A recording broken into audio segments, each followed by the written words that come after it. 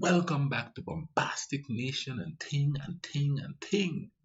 Back with some more vibes for we're gonna do I think this is the third in the Napoleon series. Napoleon defeats Russia. Friedland 1807. Okay, go ahead and drop a like on this video for me, alright? And also comment down below. Alright. Did I tell you I'm Mr. Giant and I'm back with some more vibes for all you? I think I missed that part. But anyway, I ain't gonna babble on too much. Let's go ahead and YouTube and simmer and see what go on with Napoleon on the scene here. TV History March collaboration, supported by our sponsor Skillshare, home of more than 22,000 online classes. Find out about our exclusive special offer at the end of the video. Napoleonic War Part 3, third part. 1 week before Christmas 1806, French Emperor Napoleon Bonaparte arrived in the Polish city of Warsaw, then part of Prussia. A year had passed since his great victory over the Austrians and Russians at Austerlitz, and 2 months since he'd hammered the Prussians at Jena. But Russia still had powerful forces in the field, the most important of which was the Russian First Army, commanded by General Bennigsen. Napoleon would not be master of Europe until it was defeated, and Russia and Prussia forced to make peace. But that winter, Napoleon's first attempt to trap Bennigsen near Pultusk got bogged down in thick Polish mud. The Russians withdrew to Białystok.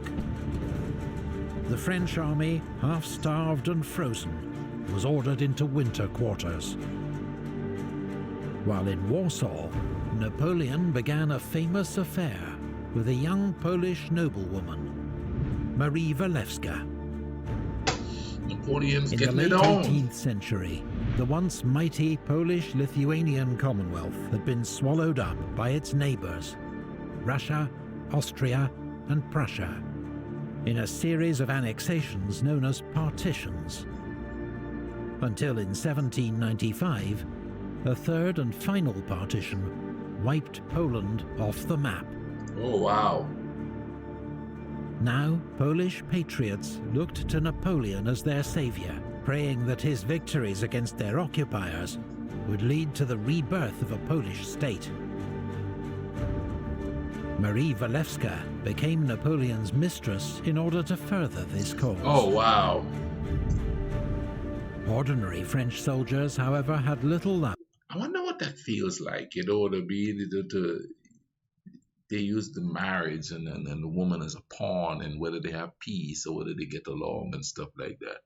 So they weren't marrying for love or doing anything for love.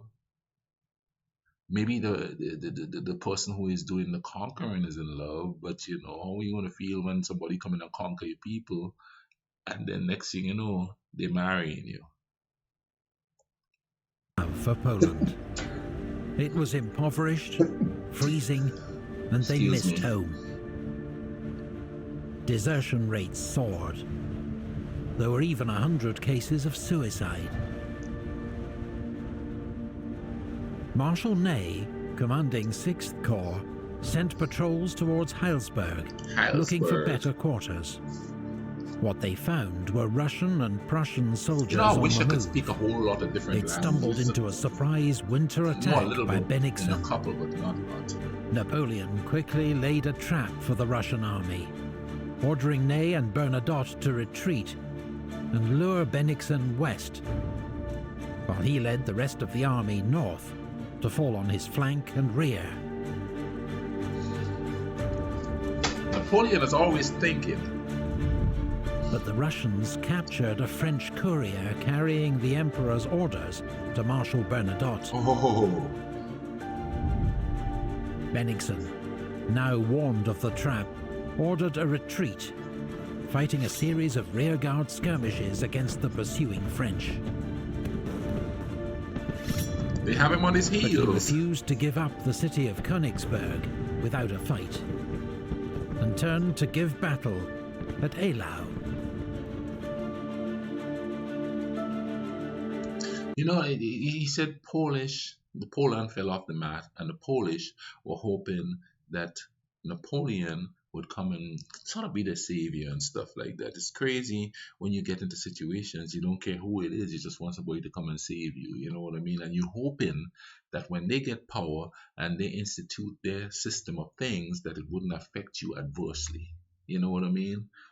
Human beings get desperate in situations, and they accept anything thinking it's going to be better than what it is. A lot of the times it doesn't. I don't know how it is in this case here. I guess as we go along we'll find out and things like that. But generally speaking, when people are in dire situations and they need help, they'll take any help that comes, regardless to what type of person is coming at them.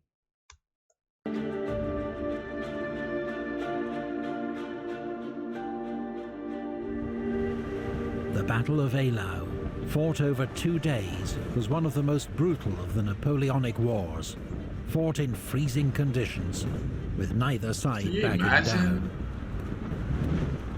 Marshal Augereau's 7th Corps, advancing into the face of a snowstorm, lost its way and was cut to pieces by Russian cannon fire. 5 French Eagles were lost. Napoleon's army was only saved by a devastating massed cavalry charge by 10,000 horsemen, led by the fearless Marshal Murat, and remembered as one of the great cavalry charges in history. At Eylau, for the first time as emperor, Napoleon failed to win a clear victory on the battlefield. He and the Russians covered up the true scale of their losses, but both sides are estimated to have lost a third of their armies in the carnage. Wow. After the horrors of Eylau, both armies sought time to rest and recover. Meanwhile, the newly formed French 10th Corps under Marshal Lefebvre besieged Danzig, held by 13,000 Prussians under General Kalkreuth. The city came under heavy French bombardment and infantry assault. After 8 weeks, and is it me, or it just seems like the world was in a state of perpetual war during times like Napoleon and and Alexander and all these guys. Attila the Hun, is that his name? I think, yeah. It seems like it's been in a perpetual state of war back then, and the war lasted longer, I think, because of the equipment they had. That's my assumption. I don't know anything about wars. I don't pay attention to them. I'm not a big fan of them. I know nobody is, I guess, but I'm more adamant at that fact. With no prospect of reinforcement, the Prussian garrison surrendered on the 27th of May. Napoleon's northern sea flank was now secure against any possible Russian landing. The French Emperor now commanded an army 190,000 strong, against just 115,000 Russian and Prussian troops. But it was Bennigsen who moved first, launching a surprise attack against Ney's 6th Corps on the 5th of June. Ney conducted a brilliant fighting withdrawal and escaped. Bennigsen, having lost the element of surprise, and with Napoleon advancing, retreated once more. 4 days later at Heilsberg, the French lost 10,000 men in a botched assault against Russian defenses. But the Russians continued their retreat the next day. Napoleon thought Bennigsen would head north to Königsberg, but instead he retreated northeast, keeping to the east bank of the Eylau River. So when Napoleon's army marched north, it was Marshal Lannes' Reserve Corps on his right flank that next encountered the Russian army, near the small town of Friedland. Ride your horse into the ground if you have to, but tell the Emperor we are fighting the entire Russian army. In the late afternoon of the 13th of June, Russian cavalry scouts informed General Bennigsen that they'd found a single French corps at Friedland. Bennigsen decided he had time to cross the Eylau River and smash this isolated corps before the rest of the French army could arrive to save it. And he ordered his army to begin crossing the river. Marshal Lannes, commanding 16,000 men and facing 46,000 Russians, sent an urgent message to Napoleon that he was under attack from the main Russian army. Then he fought a skillful delaying action, hiding the weakness of his force behind a large screen of skirmishers, while gradually yielding ground to the enemy. Strategic people, man. Was still holding off the Russians as darkness fell. That night, Russian engineers built 3 pontoon bridges at Friedland to speed the movement of troops over the river. But Bennigsen was taking a huge risk. If this turned into a major battle, his army would have to fight with its back to the river and the steep banks of the Mill Stream dividing its left wing from its right. Bennigsen had also badly underestimated the speed at which Napoleon's Grande Armée would react. The first French reinforcements arrived that night. The Emperor himself wasn't far behind.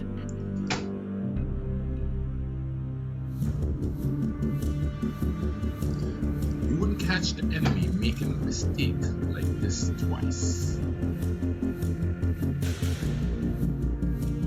By dawn on the 14th of June, about 40,000 Russians had crossed to the west bank of the Eylau River.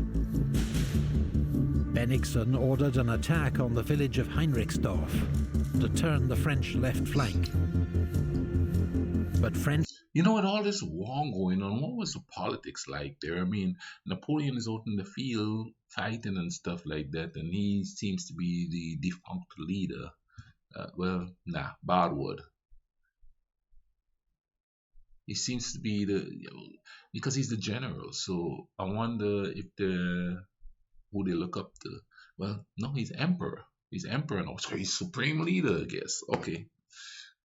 I'm getting. It's been a long day. Went all the way to work and figured out I wasn't supposed to be there, so I'm tired. Cavalry reinforcements, led by General Grouchy, intercepted the Russians.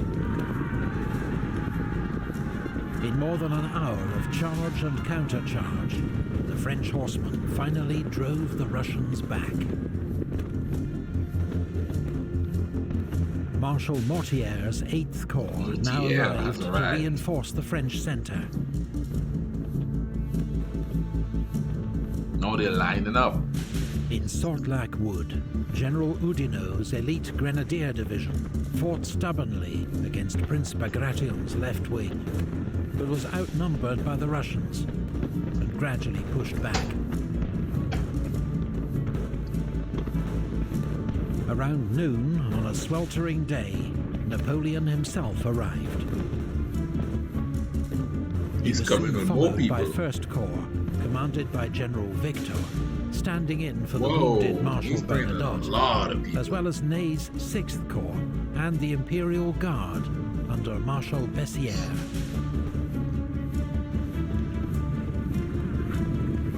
The date, the 14th of June, held special significance for Napoleon. It was the 7th anniversary of his great victory over the Austrians at Marengo.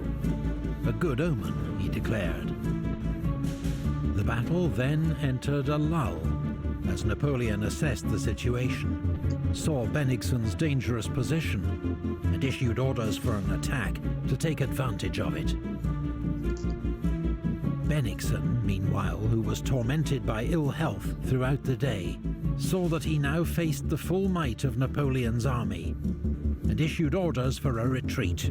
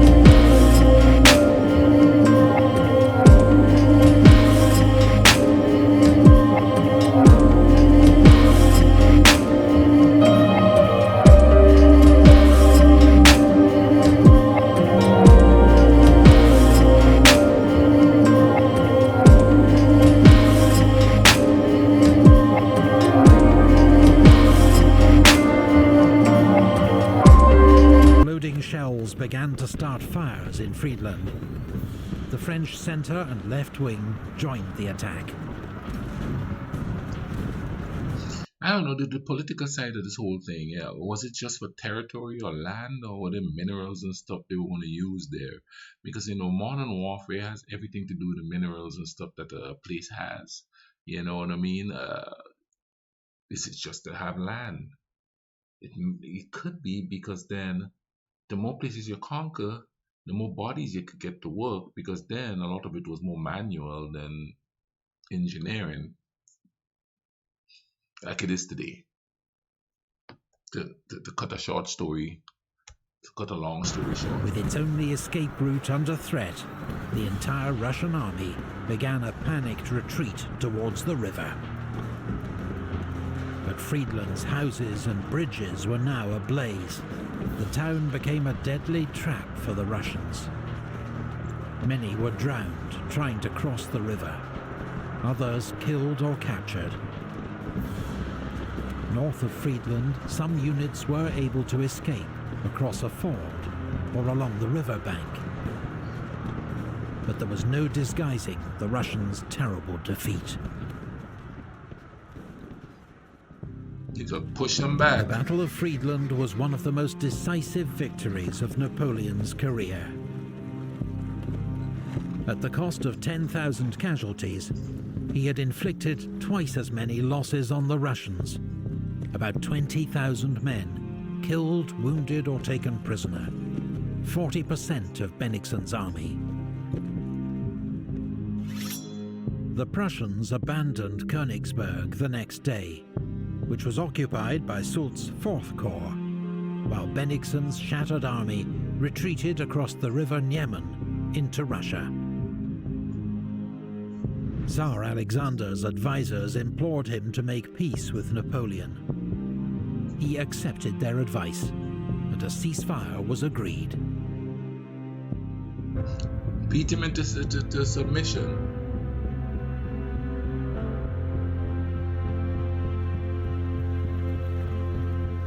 Alexander and Napoleon met for the first time aboard a raft in the middle of the river Niemen, near Tilsit, and developed an immediate rapport. Tilsit proved to be one of history's great diplomatic summits, as the two emperors feted each other for days, with banquets, parades and concerts, then discussed affairs late into the night. A friendship of sorts developed. While Russia's former ally, King Frederick William of Prussia, was left out in the cold.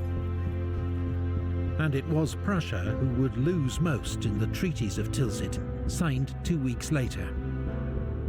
1/3 of Prussian territory was taken away to create the new Kingdom of Westphalia, to be ruled by Napoleon's 22-year-old brother Jerome, and the Duchy of Warsaw, to be ruled by the King of Saxony, which Polish patriots hoped would prove a stepping stone on the road to their own state. Polish troops were recruited into the Grande Armée, with Polish lancers even forming part of Napoleon's elite Imperial Guard. Russia only had to give up the Ionian Islands, as Alexander accepted an alliance with Napoleon that left the French Emperor master of Europe. Alexander even agreed to join the Continental system, Napoleon's economic blockade of Great Britain, which banned British ships and goods from all French-controlled ports. Wow. The system had been established the previous winter by Napoleon's right decree. there. Napoleon hoped that by cutting off British trade with Europe, he'd cause financial chaos and political upheaval in Britain, allowing him to make a favourable peace. There was just one problem. The Continental system didn't work. I guess he was no politician. Not only was it impossible to enforce and undermined by widespread smuggling, the system damaged French trade just as much as British trade. The decisive weapon in this economic war would prove to be the British Royal Navy, which that summer ensured its continued naval dominance by launching a preemptive strike against the neutral Danish fleet at Copenhagen, capturing their warships before they could fall into Napoleon's hands. Royal Navy squadrons blockaded all major French ports, seizing any ships trading with France, while ensuring British merchants could continue to trade overseas in relative safety. The Navy even seized the tiny Danish island of Heligoland as a base for smuggling British goods into Europe. But most disastrously for Napoleon, the Continental system would draw him into two conflicts that proved ruinous for his empire. The first would be fought in the Iberian Peninsula, where Napoleon decided to force Britain's ally, Portugal, to join the Continental system. In November 1807, French troops, supported by their Spanish ally, invaded the country. The Portuguese royal family fled to their colony of Brazil as the French occupied Lisbon without a fight. It looked as though Napoleon had won yet another easy victory. But the Peninsular War was just beginning. Oh, man. Thanks to our sponsor, Skillshare, for supporting this video. Skillshare membership offers Alright, man, I'm excited to see the rest of this, you know what I mean? So now he's up against, he's right up there, I don't know, with Russia, right on the border there, you know what I mean? And did you see the trade embargo that they put there, you know what I mean? It is on each other, you know, so they can't get goods. It starve people out today. Anyway, man, thank you guys for watching this with me. I'm gonna leave a link in the description for this video. Go check out this channel. They have some cool stuff on there for you. You know, it's just like binge and thing. You know what I mean? But check them out. You know, don't forget to go ahead and follow me on Instagram. I'm gonna put up some stuff there. You know what I mean? I'm gonna put up stuff about, you know, if I go somewhere, if I do something, just my little bit of everyday life and thing, and we could get to know each other. We could share recipes. You know what I'm saying? You know, I'm thinking one of the things I'm gonna do on my community tab on here is to have us share recipes. You know, send me some of the recipes from your country. But anyway, I'm still looking into that. But listen, y'all take care of each other, all right? Cool, man.